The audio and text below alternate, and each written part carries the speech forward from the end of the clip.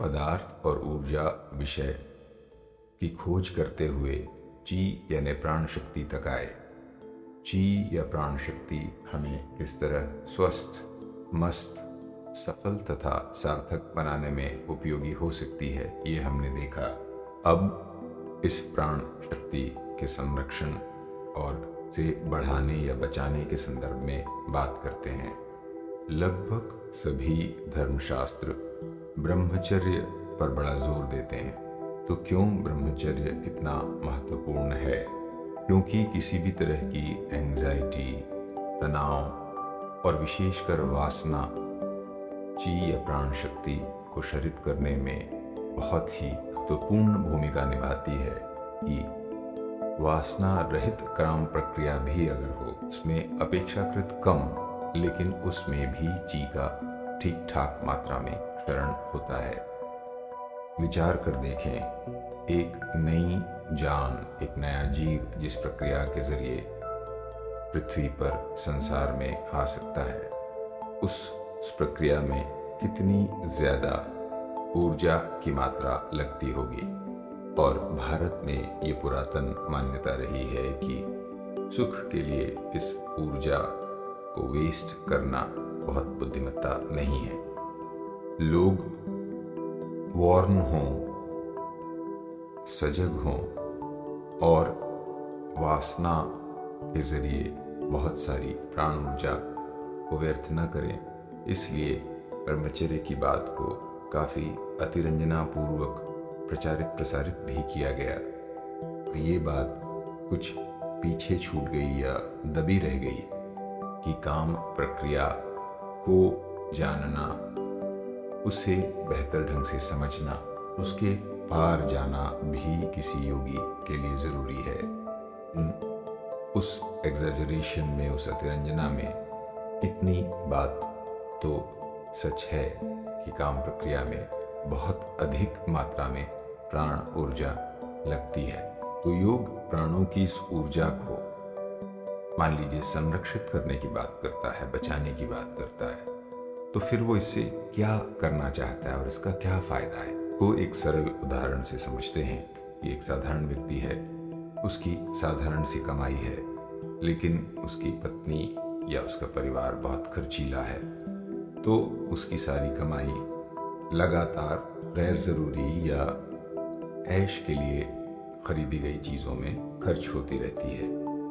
वहीं एक दूसरा व्यक्ति है जो न सिर्फ अपनी कमाई को बढ़ाने की चिंता कर रहा है, बल्कि जितनी उसकी आमदनी है उसको बचाकर वो इन्वेस्ट भी करता जा रहा है। तो वो थोड़े थोड़े पैसे जो वो रोज या लगातार जमा कर रहा है, उसके सही इन्वेस्टमेंट के जरिए वो बहुत दिन नहीं लगेंगे कि एक वास्तविक अमीर व्यक्ति का जीवन व्यतीत कर सकेगा।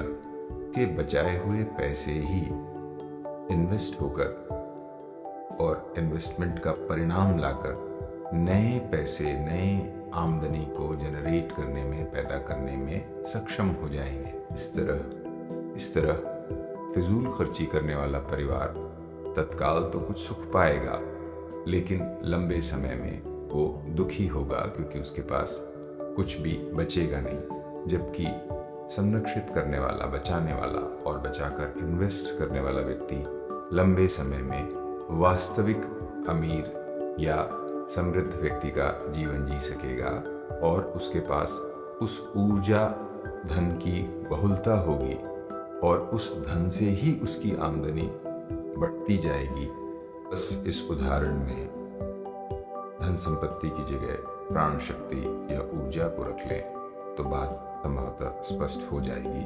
और योग यही कह रहा है कि उस ऊर्जा का संतुलित उपयोग हो। प्रक्रिया या सेक्स में उसकी बहुत ज्यादा मात्रा लगती है, इसलिए समझदारी पूर्वक उसका प्रयोग हो, लेकिन सिर्फ उसी प्रक्रिया में नहीं बल्कि जीवन के हर काम में ऊर्जा को हम बचाएं, अनावश्यक वेस्ट न करें।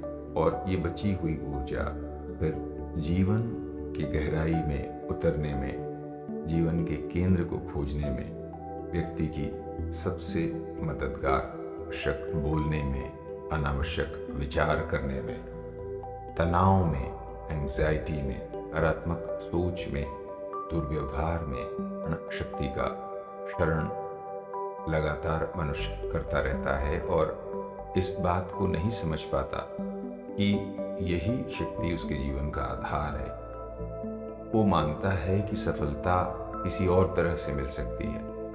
इन बातों को वो सफलता से, सार्थकता से, सुख से, शांति से नहीं जोड़ता और यही वो भ्रमों का शिकार है, क्योंकि प्राण शक्ति ही इन सारी चीज़ों के केंद्र में है और अगर वो नहीं होगी तो बाकी सब चीज़ें संभव ही नहीं है और अगर किसी तरह थोड़ी बहुत हो भी गई तो उनकी कोई सार्थकता नहीं है। मनुष्य उस सफलता को भोग ही नहीं पाएगा, उस सुख का अनुभव ही नहीं कर पाएगा। प्राण अपने आप में सुख का कारण है। योगी समझ गया है, ये वो प्राणों को बढ़ाकर जंगल में भी सुखी है, गुफा में भी सुखी है।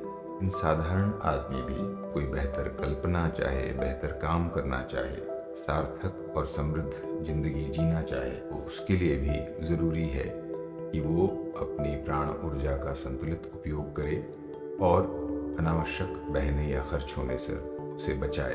वो अपने सपनों को साकार कर सके, नई आकांक्षाओं की पूर्ति कर सके। पदार्थ और ऊर्जा विषय पर ये 6वां वीडियो है। आप चाहें तो इसके पिछले भागों को देख सकते हैं, वो अपने आप में स्वतंत्र भी हैं और अगर आप विस्तार से जानना चाहें तो आप जोड़कर भी देख सकते हैं। चर्चा को हम आगे भी जारी रखेंगे। धन्यवाद।